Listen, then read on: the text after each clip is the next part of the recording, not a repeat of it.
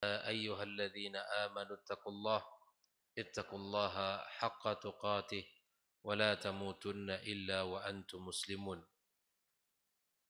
اللهم إنا نسألك علما نافعا ورزقا طيبا وعملا متقبلا. أما بعد، فإن أصدق الحديث كتاب الله، وخير الهدي هدي محمد صلى الله عليه وسلم، وشر الأمور محدثاتها، وكل محدثة بدعة، وكل بدعة ضلالة. Kaum muslimin dan muslimat, al-musyahidin wal musyahidat rahimakumullah, kepada Allah Subhanahu wa taala atas nikmat yang Allah berikan kepada kita. Pagi yang barokah ini kembali kita dimudahkan Allah untuk bisa mengawali hari kita dengan ibadah salat fardu subuh berjamaah. Kemudian kita lanjutkan sejenak dalam majlis ilmu kita, majlis zikir yang mendatangkan ketenangan hati dan ketentraman jiwa, serta mendapatkan pujian dari Sang Khalik Rabbuna Tabaraka wa Ta'ala, dan kita mendapatkan doa-doa terbaik dari makhluk-makhluk terbaik, malaikat-malaikat Allah Subhanahu wa Ta'ala. Kemudian ucapan salat dan salam untuk Nabi kita yang mulia alaihi salatu wassalam. Semoga kita mendapatkan syafaatnya pada hari yauma la yanfa'u malun wala banun illa man atallaha biqalbin salim. Kaum muslimin rahimakumullah, kembali kita melanjutkan pembahasan tentang al-mulakhas fi syarhi kitab tauhid. Pagi ini pada halaman yang ke-23, bab baru, yaitu bab fadli tauhidi wa ma yukaffiru minadz dzunub. Bab fadli tauhidi wa ma yukaffiru minadz dzunub. Bab keutamaan tauhid dan dosa-dosa yang diampunkan karena tauhid, ya. Dan dosa-dosa yang diampunkan dikarenakan at-tauhid. Naam. Lalu kemudian Syekh Muhammad bin Abdul Wahhab membawakan satu ayat yang menunjukkan tentang keutamaan tauhid dengan mengatakan wa qaulillahi ta'ala, dan firman Allah Subhanahu wa ta'ala, alladzina amanu, orang-orang yang beriman, walam yalbisu imanahum, dan mereka tidak mencampur adukkan keimanan mereka, bidzulmin, dengan kezaliman. Ulaika lahumul amnu, bagi mereka keamanan. Wahum muhtadun, dan mereka adalah orang yang mendapatkan petunjuk. Ayat ini ikhwafillah terdapat pada surat Al-An'am ayat 82.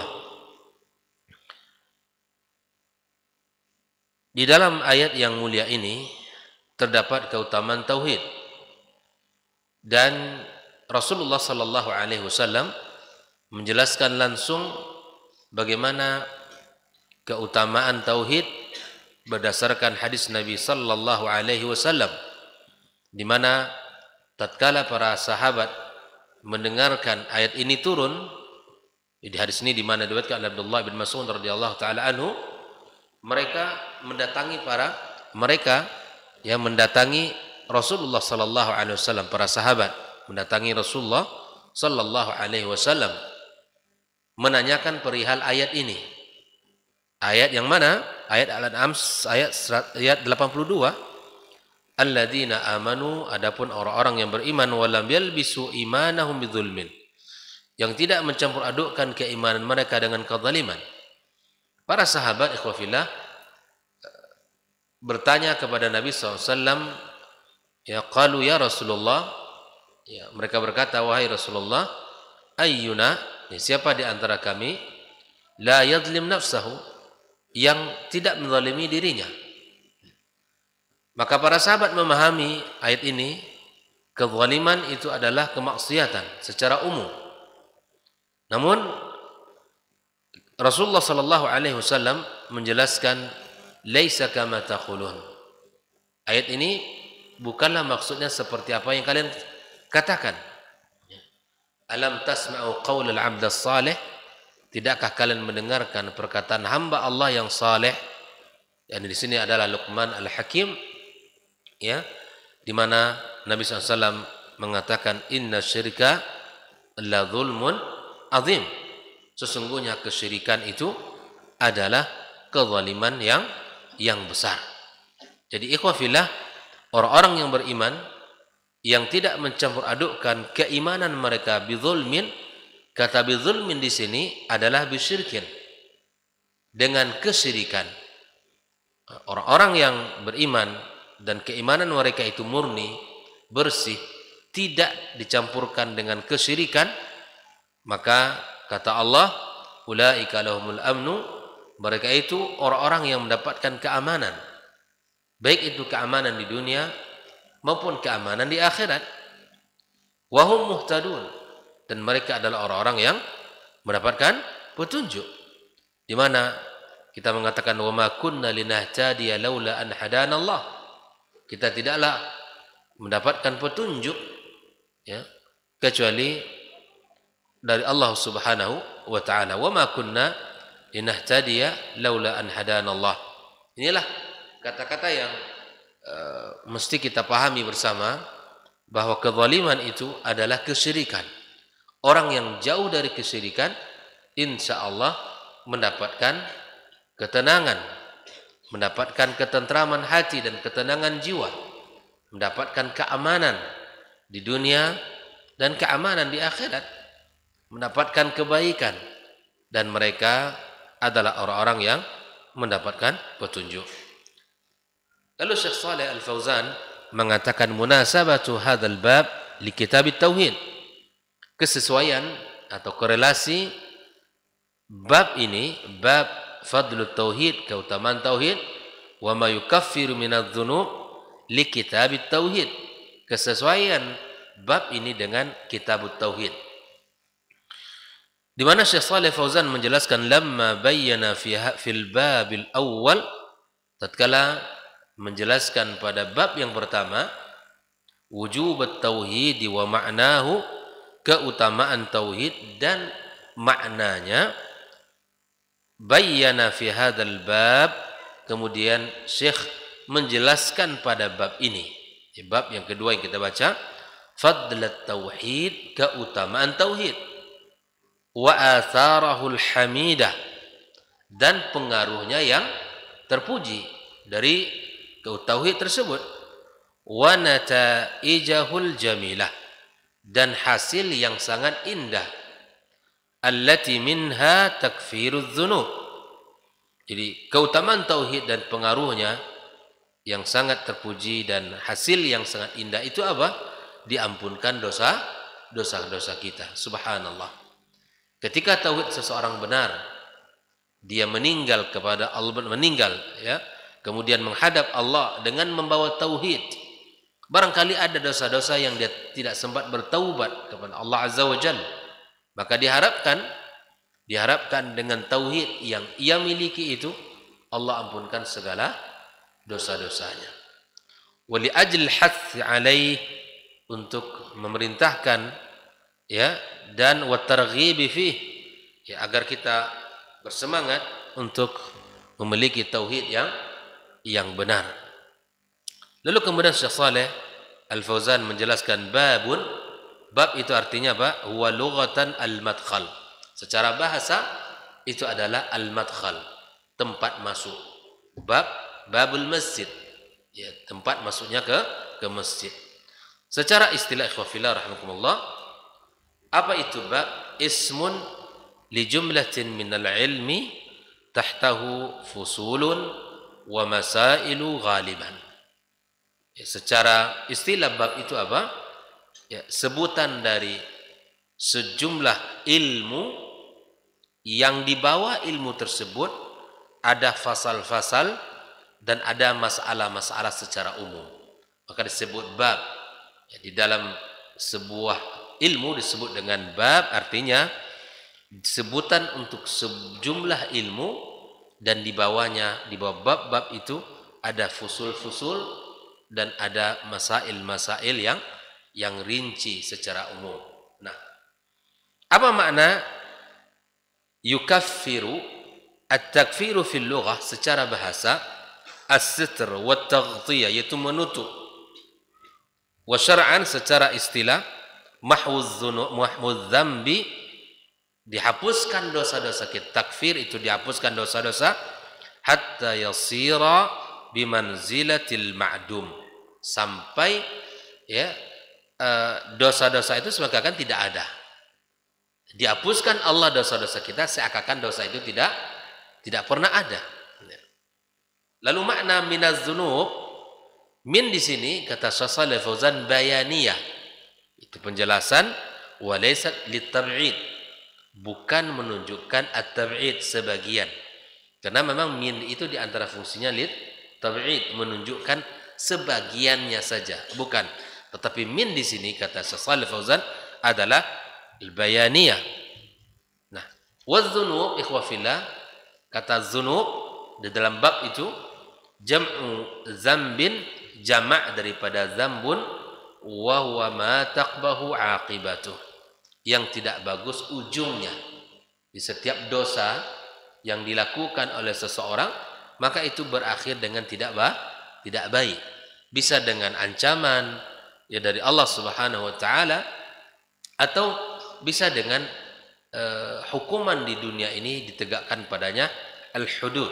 Nah, kemudian Syekh Shalih Fauzan menjelaskan ayat tersebut, alladzina amanu, orang-orang yang beriman, ay saddaqu biqulubihim, orang-orang yang membenarkan dengan hati mereka, wa nataqu bi alsinatihim, dan mereka bicara dengan lisan, wa amilu bi jawarihim, dan mereka mengamalkan dengan anggota tubuh mereka. Itu iman ya, ada 3 kaitannya. Tasdiq ya bil qulub, membenarkan di dalam hati, wa an-nutqu bil lisan, diucapkan oleh lisan, wal amalu bil jawari, dan dibuktikan dengan amal anggota tubuh kita. Wa ra'su zalika tauhid, puncak dari itu semua adalah tauhid. Jelas?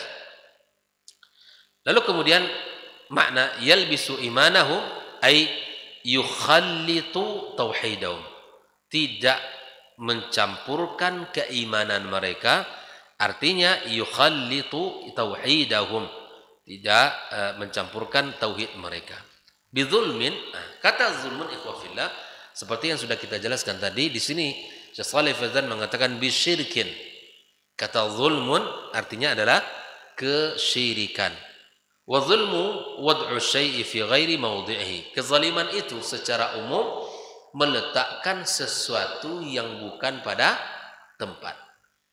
Jadi meletakkan sesuatu yang bukan pada tempat itu adalah zalim.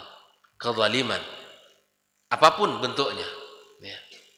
Sumya syirku zulman, dinamakan syirik dengan kezaliman. Kenapa ikhwah fillah? Li'annahu wad'un lil ibadati fi ghairi mawdi'iha. Karena kita meletakkan ibadah bukan pada tempatnya.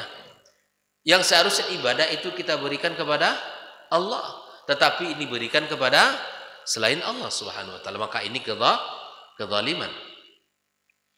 Yang seharusnya kita murnikan ketaatan kita hanya kepada Allah, tapi di situ ada unsur kesyirikan, yang itu adalah Allah sangat benci kepada perbuatan ini. Maka kata zulmun itu adalah kesyirikan. Ya. Wa sarfun laha li ghairi mustahiqqiha, dan kita memberikan ibadah itu dipalingkan bukan kepada yang berhak untuk mendapatkannya. Itu adalah kesyirikan. Al-amnu ikhwah fillah tuma'ninatun nafs wa zawalul khauf. Ketenangan dan ketentraman jiwa, hilangnya rasa takut. Itu adalah tuma'nin, al-amnu. Jadi al-amnu itu di mana seseorang merasakan ketentraman hati, ketenangan jiwa, hilang rasa takut. Bahkan Allah Subhanahu wa taala dalam beberapa ayat juga menyebutkan la khaufun 'alaihim wa lahum yahzanun. Wali-wali Allah itu tidak memiliki rasa takut dan juga mereka tidak bersedih. La khaufun 'alaihim wa lahum yahzanun. Di sini Allah sebutkan di antara keutamaan tauhid itu adalah al-amnu, mendapatkan ketentraman hati dan ketenangan jiwa, mereka hilang rasa takut dan rasa gelisah. Muhtadun, ikhwafillah, muhtadun, makna muhtadun ay muwaffaquna lis-sayri 'ala as-siratil mustaqim thabituna 'alaihi. Mereka diberi taufik untuk berjalan di atas jalan yang lurus, ya, diberikan taufik oleh Allah untuk bisa meniti jalan yang lurus, thabituna 'alaihi, dan mereka kokoh di atas tauhid tersebut, ya, di atas jalan tersebut. Ikhwafillah rahimakumullah. Lalu kemudian Syekh Saleh Al-Fauzan setelah menjelaskan beberapa kosakata dan mufradat pada ayat dan pada bab tersebut, lalu kemudian dia masuk membahas tentang al-ma'nal ijmali lil ayat, makna global daripada ayat ini bagaimana. Syekh Shalih Fauzan mengatakan, yukhbiru subhanahu, Allah Subhanahu wa taala mengabarkan, annal ladzina akhlasul ibadata lillah, orang-orang yang mengikhlaskan ibadahnya kepada Allah wahda semata. Berarti ada orang yang tidak mengikhlaskan ibadah mereka kepada Allah. Nah, adapun orang-orang yang mengikhlaskan ibadah mereka kepada Allah semata, walam yukhallitu tauhidahum bisyirkin, ya, diikuti dengan tidak mencampur adukkan ke tauhid mereka dengan kesyirikan. Jadi mereka ibadah nih, dan ibadah mereka ini bersih dari perilaku syirik. Sikap mereka dalam kehidupan bersih dari sikap yang menunjukkan kesyirikan. Nah, orang-orang yang mengikhlaskan ibadah mereka kepada Allah semata dan tidak mencampur adukkan keimanan mereka dengan kesyirikan, humul aminun minal makhawif, mereka itulah orang-orang yang aman, ya, dari rasa takut, wal makarih, dan dari hal-hal yang tidak diinginkan yaumal qiyamah, pada hari kiamat nanti. Ya, al-muhtadun, adapun orang-orang yang al-muhtadun artinya orang-orang yang mendapat petunjuk lisairi 'alas siratil mustaqim fid dunya, untuk bisa berjalan di atas jalan yang lurus di dunia. Artinya ada orang yang tidak mendapatkan petunjuk. Yang mereka mengira itu petunjuk tapi bukan. Yang mereka mengira itu sunnah tapi bukan. Yang mereka kira itu adalah kebaikan tapi bukan kebaikan. Ini bukan diberi taufik namanya. Adapun orang-orang yang diberi taufik itu adalah orang-orang yang berada di atas jalan yang lurus, di atas Al-Quran, di atas sunnah Nabi Sallallahu Alaihi Wasallam, dan mengamalkan itu berdasarkan pemahaman para as-salafus saleh, dan kemudian berdasarkan amal perbuatan mereka. Itu yang kita jalankan dan itu yang kita ikuti. Dan apabila kita telah melakukan hal itu artinya kita, ya, mendapat petunjuk. Jelas ikhwafillah. Maka bersyukurlah kepada Allah ketika kita berada di atas sunnah Nabi Sallallahu Alaihi Wasallam, di atas agama yang mulia ini berdasarkan dalil-dalil Al-Quran dan sunnah Nabi Alaihi Salatu Wassalam. Mereka itulah orang-orang yang mendapat petunjuk. Ya. Inilah makna global dari ayat. Lalu kemudian Syekh Shalih Al-Fauzan menyebutkan munasabatul ayati lil bab, kesesuaian ayat yang dibawakan oleh beliau dengan bab. Kalau tadi adalah kesesuaian daripada, ya, bab ini dengan kitab tauhid, sudah kita jelaskan. Kemudian yang pada kesempatan ini adalah kesesuaian ayat yang dibawakan dalam surat Al-An'am ayat 82 itu dengan bab fadlut tauhid wa ma yukaffiru binaz dzunub. Apa dia? Annaha, bahwa ayat itu dallat ala fadlit tauhid. Ayat yang sudah kita bacakan tadi itu menunjukkan keutamaan tauhid wa takfirihi lidzunub, dan dihapuskannya dosa-dosa kita oleh Allah Subhanahu wa taala. Makanya subhanallah, ketika orang meninggal dunia itu ada potensi-potensi dosa yang dibawa. Ada kesalahan-kesalahan yang belum dia sempat bertaubat kepada Allah. Dengan tauhid yang ia punya, dengan akidah yang benar yang ia yakini, lalu dia meninggal dunia, ada dosa-dosa yang secara perbuatan dia sebelum sempat bertaubat, insya Allah akan diampunkan dosa-dosa itu oleh Allah dikarenakan tauhid dia, tauhid yang dia miliki. Dalam bab ini contohnya sangat banyak ya. Contohnya sangat banyak, di antaranya hadisul bitaqah. Pernah dengar dan mungkin masih ingat di antara ikhwah semua, para pecinta ilmu dimanapun berada. Hadisul bitaqah ini menunjukkan keutamaan tauhid. Hadis itu sebuah hadis yang tertulis dalam satu kartu ya, di mana di saat Allah Subhanahu wa taala meminta ya, seseorang yang telah ditimbang amal dan keburukannya semuanya, maka terdapatlah amalan-amalannya itu semuanya tidak baik, dan amalan-amalannya itu ya tertuju kepadanya seluruh maksiat telah dikerjakan, bahkan amalan dosanya itu sejauh mata memandang, banyak dosanya, tidak lagi diharapkan dia ini karena dosa yang sangat banyak. Maka Allah katakan kepada malaikatnya, akhriju al-bitaqah, keluarkan bitaqah, ya kan? Bitaqah itu yang mana? Yang tertulis di situ kalimat la ilaha illallah. Lalu kemudian ditimbanglah seluruh dosa-dosa yang ia lakukan ini dengan jumlah yang sangat banyak, dan satu ditimbang pula bersamaannya satu hadis atau satu kartu yang tertulis padanya kalimat la ilaha illallah. Maka ikhwafillah, dosanya sangat banyak, maksiatnya sangat luar biasa, tapi dia memiliki tauhid yang benar, dan kalimat la ilaha illallah itu ada pada dirinya, diyakini dan dijaga tidak mensyirikkan kepada Allah, maka la rajahat biha, kartu yang tertulis padanya la ilaha illallah ditimbang dengan seluruh dosa yang ia miliki, maka kemudian timbangan yang paling berat adalah kalimat yang tertulis la ilaha illallah. Ikhwafillah, banyak sekali contoh-contoh di dalam hadis Nabi sallallahu alaihi wasallam yang menunjukkan bahwa mereka orang-orang memiliki tauhid yang benar dan kemudian keyakinan akidah yang sahihah, maka insyaallah dia akan diampunkan dosa-dosanya oleh Allah Subhanahu wa taala.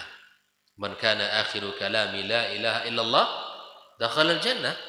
Kita berharap kalimat ini yang paling terakhir kita ucapkan. Barang siapa yang akhir daripada ucapannya la ilaha illallah, diharapkan masuk surga.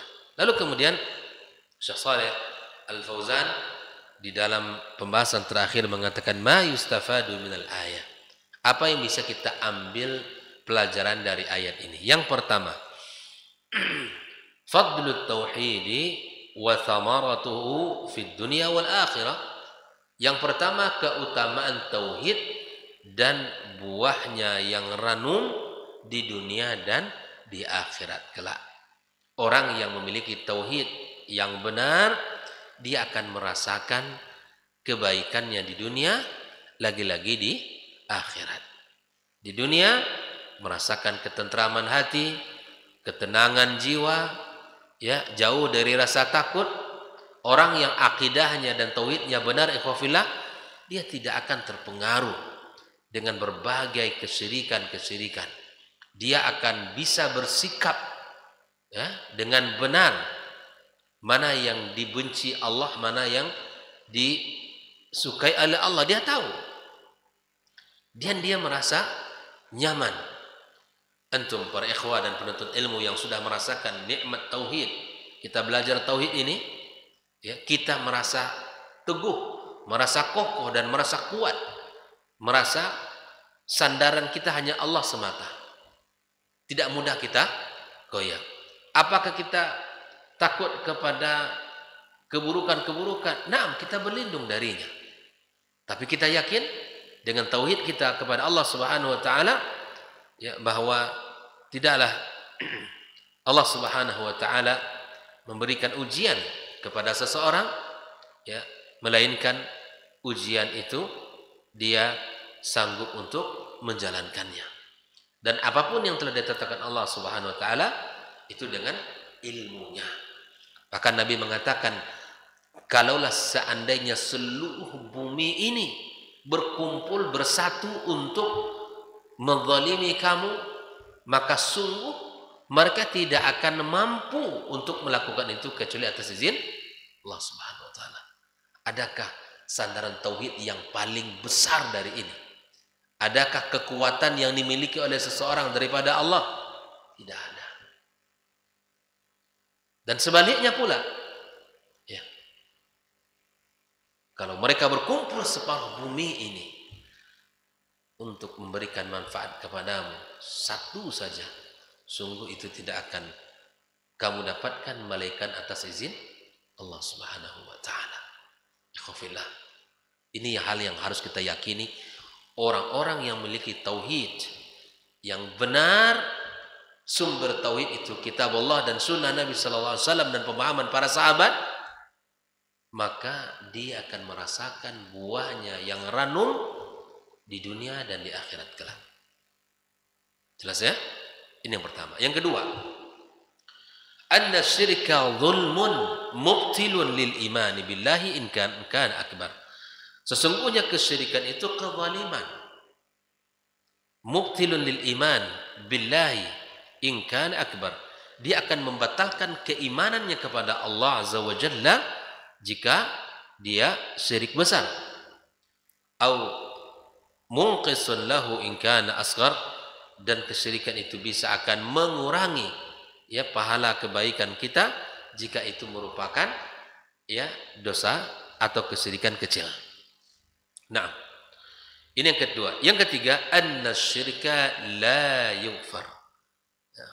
Kesyirikan tidak akan diampunkan dosanya oleh Allah berdasarkan ayat innallaha la yusyriku innallaha la yaghfiru ayyushraka bihi wa yaghfiru ma duna dzalika liman yasha. Innallaha la yaghfir, sesungguhnya Allah tidak mengampunkan dosa. Dosa apa? Dosa kesyirikan. Ya. Dan Allah mengampunkan dosa selain itu. Tetapi ingat, jangan kita menjadi orang yang terpedaya. Maksiat saja nggak apa-apa, kan nanti diampunkan Allah. Dosa saja nggak apa-apa, nanti kan ujungnya diampunkan Allah. Ingat, yang mendapatkan ampunan itu siapa? Liman yasha. Apa itu? Bagi yang dikehendaki Allah. Ya. Jangan kita bersandar dengan ayat ini kemudian kita semena-mena dalam berbuat dosa. Tidak. Intinya dosa syirik, induknya kezaliman, dan dia adalah puncaknya maksiat dan dosa. Ingat, jangan bermudah-mudah untuk berbuat maksiat, karena dosa yang diampunkan itu adalah bagi orang yang ia kehendaki. Nah, jangan kita terpedaya dosa kecil lalu dikerjakan, karena sesungguhnya kata para ulama, ya, kerikil-kerikil kecil itulah yang jika berkumpul menjadi bukit besar, batu besar, gunung besar. Itu adalah kumpulan daripada kerikil-kerikil kecil. Ya, maka jangan kita remehkan dosa-dosa kecil. Kata para ulama, la tanzuru ila sigharil maksiyati, jangan kalian, ya, lihat kecilnya dosa yang kalian lakukan. Walakin anzur ila man asaita, tapi lihatlah siapa yang kau durhakai itu. Siapa? Rabb Allah Subhanahu wa ta'ala. Agar kita bisa menghindari dosa kecil, ingat, bukan dosa kecil itu yang senantiasa kita ingat, tapi siapa zat yang kita durhakai dengan dosa itu. Ini kunci agar selamat dari dosa kecil. Ya, jangan remehkan dosa kecil karena dosanya kecil. Karena lihat ya kepada kadarnya dosanya, kadar pelanggarannya, tetapi lihatlah siapa yang kita durhakai, yaitu Rabb kita yang tak pernah putus memberikan nikmat kepada kita. Inna syirka la yakfiru. Sesungguhnya kesyirikan tidak akan diampunkan. Yang keempat, anna syirka ya yusabbibul khaufa fid dunya wal akhirah. Sesungguhnya kesyirikan menyebabkan rasa takut di dunia dan di akhirat kelak. Kalau tauhid menyebabkan keamanan, ketentraman hati dan ketenangan jiwa, tapi kesyirikan menyebabkan rasa takut di dunia dan di akhirat kelak. Lihatlah orang-orang pelaku syirik itu, sedikit-sedikit mereka takut membayangi hidup mereka. Kenapa? Karena mereka tidak bersandar kepada zat yang maha kuat. Mereka bersandar kepada dukun, yang dukun sendiri seperti dia makhluk, lemah. Bersandar kepada azimat yang ia yakini itu bisa menolak ya mudarat, dan bersandar kepada ya barang-barang tertentu yang ia yakini itu adalah memberikan perlindungan. Lihat orang-orang yang melakukan kesyirikan, jiwa mereka tidak tentram, hati mereka resah, kehidupan mereka dihantui dengan rasa takut, ya, kemudian mereka tidak tenang di dalam menjalani kehidupan. Sedikit usaha yang ia kerjakan terasa orang akan hasad kepadanya, orang tidak suka kepadanya, orang akhirnya apa? Zon buruk muncul dalam dirinya. Inilah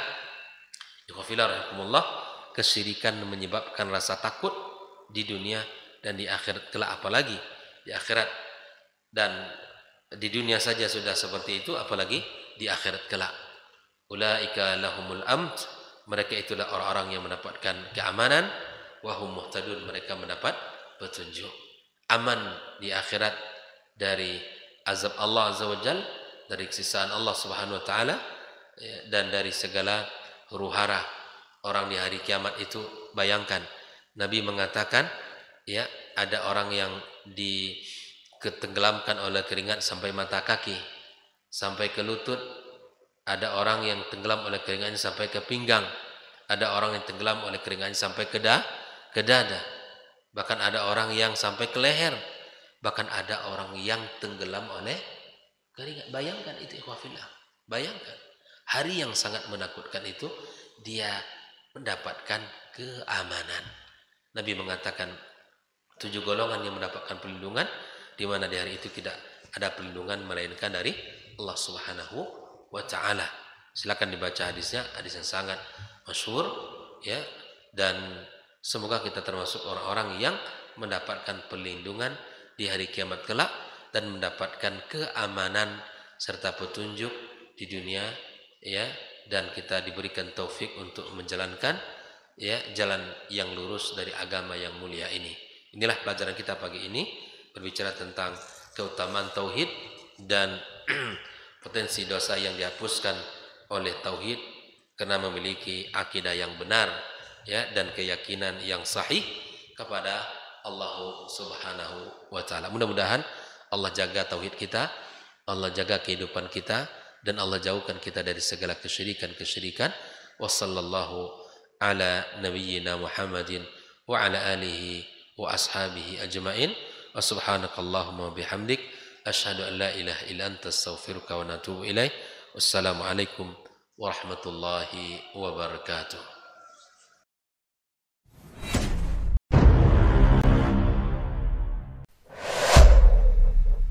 Dunia dan seisinya ini bagi Allah tak sama nilainya dengan sebelah sayap lalat. Barang siapa yang beramal untuk akhiratnya, Allah akan cukupkan baginya urusan dunia. Sayati zamanun 'alan nasi as-sabiru fihim qalqabit al-jamarah. Akan ada satu masa di akhir zaman yang berpegang teguh dengan agamanya seperti orang yang sedang memegang bara